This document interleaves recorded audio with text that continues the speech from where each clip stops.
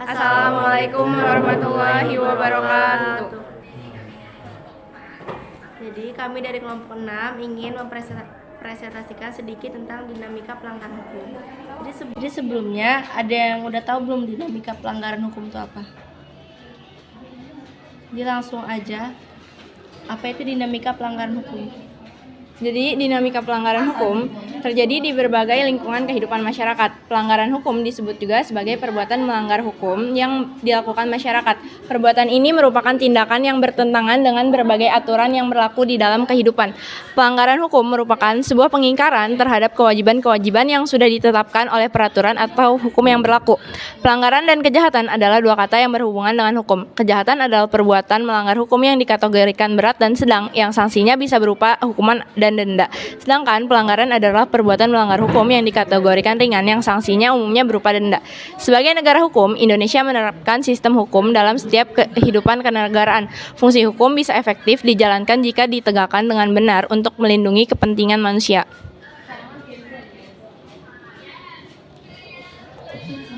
Kenapa bisa terjadi dinamika pelanggaran hukum?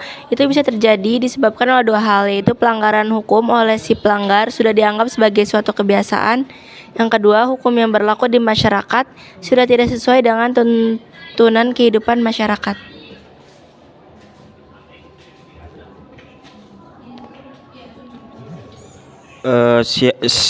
Siapa saja yang pelanggaran hukum? Pelanggaran hukum bisa dilakukan oleh berbagai pihak, baik individu maupun kelompok, entitas bisnis, atau bahkan lembaga pemerintahan. Beberapa pihak yang dapat melakukan pelanggaran hukum termasuk individu. Yang pertama, warga biasa. Individu tanpa keterlibatan dalam lembaga yang melakukan pelanggaran seperti pencurian, kekerasan, dan penipuan. Dua, pegawai atau profesional. Individu yang memiliki profesi tertentu yang dapat melakukan pelanggaran etika atau pelanggaran hukum dalam konteks pekerjaan mereka. Entitas atau bisnis atau perusahaan. Yang pertama, perusahaan swasta. Yang kedua, organisasi nirlaba. Yang selanjutnya, lembaga pemerintah. Yang pertama, pejabat publik. Yang kedua, lembaga pemerintahan. Yang selanjutnya, kelompok atau organisasi. Yang pertama, kelompok kriminal atau mafia. Yang kedua, kelompok sosial atau politik.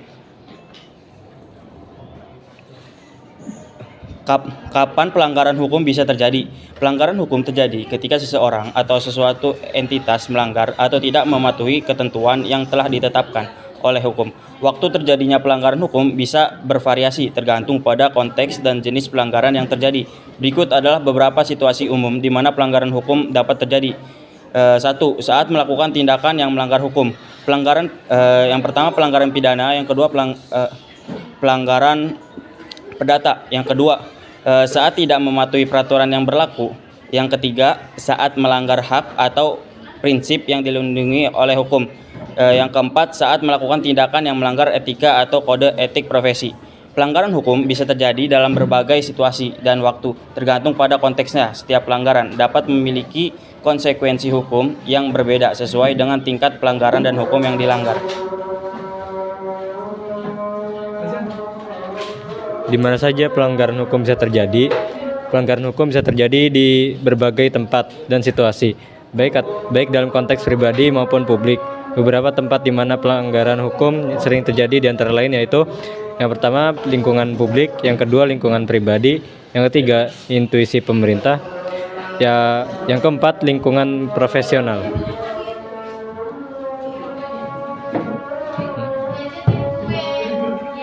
Bagaimana cara mengurangi pelanggaran hukum? Mengurangi pelanggaran hukum bisa dengan berbagai cara. Yang pertama, pendidikan dan kesadaran hukum. Bisa dimulai dari pendidikan kepada masyarakat, terutama generasi muda, tentang pentingnya hukum, nilai-nilai etika, dan konsekuensi dari pelanggaran. Yang kedua, perbaikan akses terhadap keadilan. Yang ketiga, penguatan penegakan hukum. Yang keempat, pembangunan sosial dan ekonomi. Yang kelima, promosi dan kesetaraan. Mengurangi pelanggaran hukum memerlukan upaya lintas sektoral dan komitmen yang kuat dari berbagai pihak. Dengan pendekatan yang menyeluruh, diharapkan dapat mengurangi tingkat pelanggaran hukum dan memperkuat kepatuhan terhadap hukum.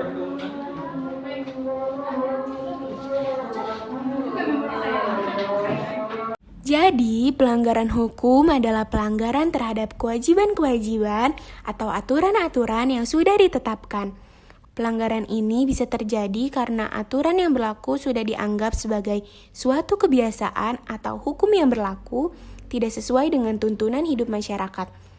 Semua orang bisa melakukan pelanggaran hukum, baik individu atau kelompok, entitas bisnis, atau bahkan lembaga pemerintahan.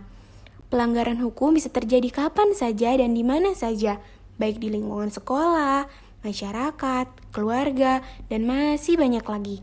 Adapun beberapa cara untuk mengurangi pelanggaran hukum, yaitu memberi pengetahuan kepada masyarakat tentang pentingnya hukum-hukum atau nilai-nilai etika dan konsekuensinya, serta memperkuat penegakan hukum yang ada.